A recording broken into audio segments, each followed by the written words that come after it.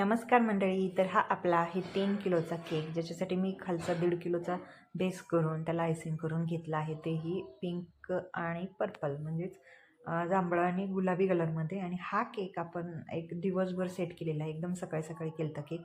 त्याच्यानंतर त्याच्यावर असं सोबर असं सिम्पलसं डिझाईन केलं आहे, ज्याच्यामुळं केकचा लुक एकदम जबरदस्त दिसतो. आणि आपण याच्यामध्ये स्पेसर ॲड केलेत, म्हणजे केकवरती स्पेसर ठेवलेले आहेत, ज्याच्यामुळं केकची हाईट वाढते, केकला सौंदर्य अजून जास्त येतं. आणि दुसरी गोष्ट म्हणजे वेगळा असा आपला केक दिसतो.